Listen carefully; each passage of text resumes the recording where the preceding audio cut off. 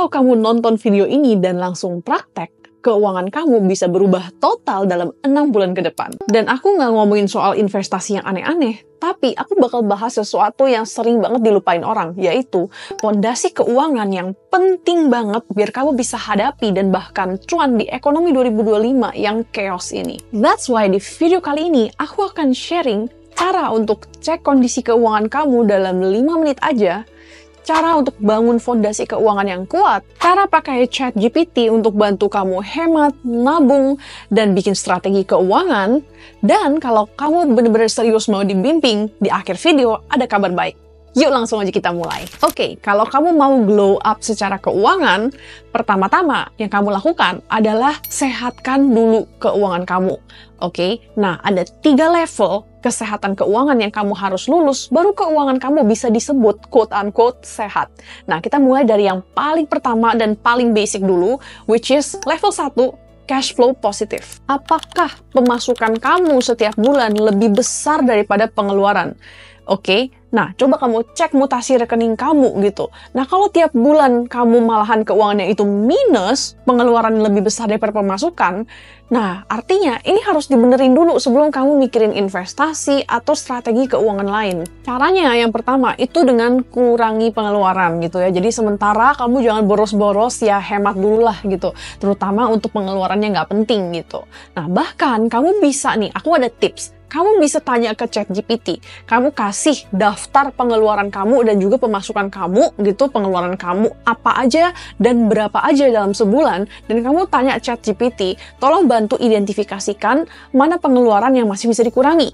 Percayalah, kamu bakal kaget seberapa banyak pengeluaran yang sebenarnya kamu masih bisa kurangin. Dan kedua, dan menurutku ini adalah strategi yang lebih efektif daripada berhemat, yaitu naikin income. Oke, coba kamu cari kerjaan sampingan, side hustle, side job, freelance, part-time, atau bahkan jadi content creator. Sebelum aku lanjut ke level kesehatan keuangan yang selanjutnya, kalau kamu suka belajar tentang bisnis atau keuangan, jangan lupa untuk like dan subscribe biar kamu nggak ketinggalan video berikutnya. Oke, level kedua itu lunasi hutang konsumtif.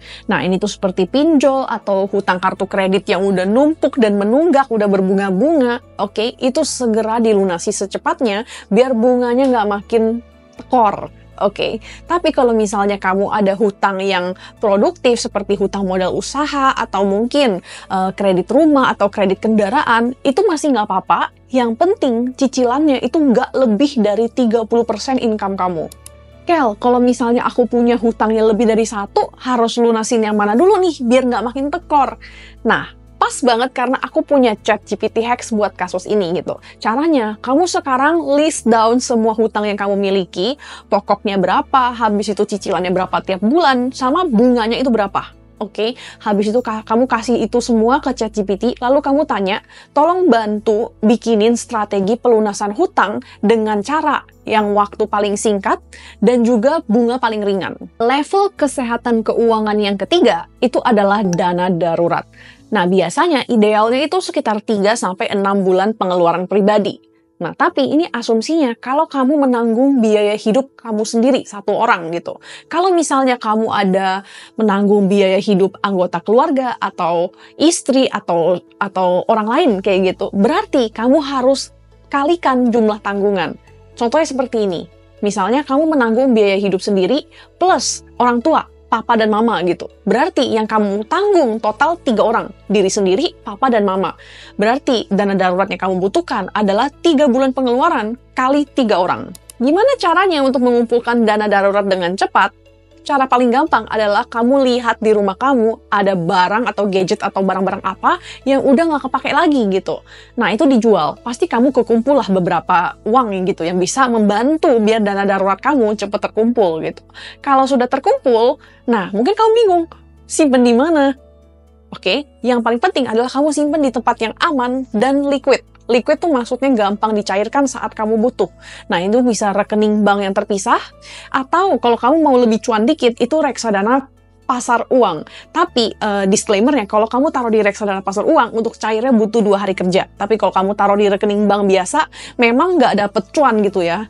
Tapi, kamu bisa mencairkan uang itu kapanpun. Oke, kalau kamu udah punya cash flow positif, sudah melunasi hutang, dan sudah punya dana darurat, Artinya, kamu bisa lanjut ke tahap berikutnya, yaitu lindungi dan kembangkan uang kamu. Oke, kita bahas dari proteksi keuangan dulu ya, atau biasanya disebut dengan asuransi. Tenang, aku nggak pernah jualan asuransi dan nggak akan jual asuransi, ini cuman buat edukasi aja gitu. Menurut aku, asuransi kesehatan itu wajib. Oke, dan semua orang harus punya. Minimum BPJS, kamu nggak harus beli yang swasta atau yang mahal-mahal, minimum ada BPJS. Tujuannya apa? Biar kalau misalnya nih, kamu amit-amit sakit gitu, tabungan kamu nggak habis untuk bayar rumah sakit gitu, biar kamu bisa fokus ke pemulihan, oke, daripada tabungan kamu kekuras karena bayar biaya rumah sakit. Nah, next, kalau misalnya kamu ada tanggungan, misalnya kamu sudah berkeluarga dan ada orang yang bergantung pada kamu, bergantung pada income kamu, aku sarankan untuk kamu juga memiliki asuransi jiwa, kayak gitu. Tapi kalau kamu hanya menanggung biaya hidup sendiri, asuransi jiwa belum urgent menurut aku. Next, itu grow uang kamu, atau yang orang suka sebut investasi. Nah, kebanyakan orang langsung skip ke tahap ini, padahal semua fondasi yang tadi belum dilewatin gitu. Nah, itu salah ya. Kita nggak boleh skip fondasi keuangan. Oke? Jangan berharap kamu bisa cepat kaya melalui investasi. Kalau kamu nggak punya dana darurat, utang aja masih ada, kamu nggak punya proteksi, cash flow kamu masih minus, oke? Itu berarti kamu halu. Oke, apalagi kalau kamu cuma investasi tanpa pengetahuan, kamu cuma FOMO, ikut-ikutan doang, kamu lihat orang beli emas, kamu beli emas, kamu lihat orang beli kripto, kamu beli kripto, padahal kamu sendiri nggak ngerti apa-apa. Untuk pemula, kamu harus mulai dari tujuan keuangan dulu sebelum kamu investasi. Oke, tujuan kamu mau investasi itu untuk kumpulin duit buat apa gitu. Kamu mau beli rumah kah? Mau kumpulin uang liburan? Kamu mau nabung untuk nikah? Nah, itu kamu harus catat, kamu butuh uang berapa tahun lagi. Baru kamu bisa bikin rencana investasi yang sesuai dengan tujuan keuangan kamu. Contohnya, kamu ada 2 goals keuangan.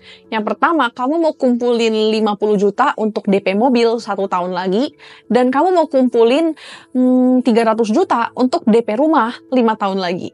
Oke, berarti satu investasi untuk nabung beli mobil, dan satu investasi lagi untuk nabung DP rumah. Kalau kamu udah tahu kamu butuh uang berapa dan berapa lama lagi, baru kamu bisa memilih investasi yang tepat sesuai dengan tujuan keuangan kamu. Untuk goals yang jangka pendek atau kurang dari 1 tahun, kamu bisa investasi di instrumen yang cenderung low risk, seperti deposito, tabungan bank, atau reksadana pasar uang. Kalau misalnya jangka goals kamu itu menengah, 1-3 tahun kayak gitu. Nah, kamu bisa investasi di instrumen yang resikonya menengah, seperti obligasi atau reksadana pendapatan tetap. Kalau misalnya kamu mau investasi untuk yang jangka panjang, kamu bisa investasi di instrumen yang lebih fluktuatif, seperti saham. Oke, kita masuk ke section 3, yaitu strategi budgeting. Aku tahu mungkin sejauh ini kamu merasa ini overwhelming banget ya gitu, banyak banget strategi keuangan gitu. Dan mungkin nih buat kamu yang business owner, kamu juga ngerasa pusing karena kamu harus atur uang bisnis dan atur uang pribadi sekaligus. Bahkan mungkin kamu udah pernah coba untuk atur pengeluaran, bahkan bikin budget. Tapi yang ada malahan kamu bingung mau mulai dari mana gitu, apalagi di kondisi ekonomi 2025, bener-bener bikin kamu deg-degan gitu.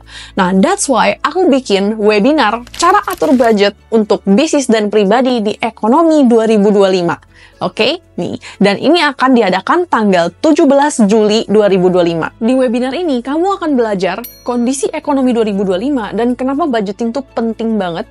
2. Strategi budgeting untuk bisnis yang simple dan fleksibel. Ketiga, cara untuk pemilik usaha atur uang pribadinya biar nggak boncos dan kamu bisa menikmati uang yang udah susah payah kamu cari. Dan of course, karena ini udah 2025, aku juga bakal share cara kamu bisa pakai ChatGPT untuk bantu kamu atur keuangan. Jadi, kalau kamu serius mau bertahan bahkan cuan di ekonomi 2025, ini saatnya untuk perbaiki fondasi keuangan kamu. Jadi langsung aja cek link di description untuk daftar webinarnya sebelum slotnya keburu habis. Kalau kamu udah nonton sampai sini, congrats, karena kamu udah lebih maju 1 langkah menuju financial freedom.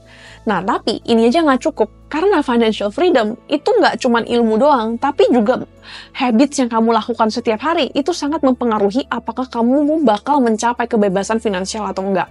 That's why aku juga udah share 20 habits yang benar-benar mengubah hidupku sampai aku bisa mencapai financial freedom di umur 25. Dan kalau kamu penasaran apa aja, udah aku share semuanya di videoku yang ini. Thanks for watching dan sampai jumpa lagi di videoku yang ini.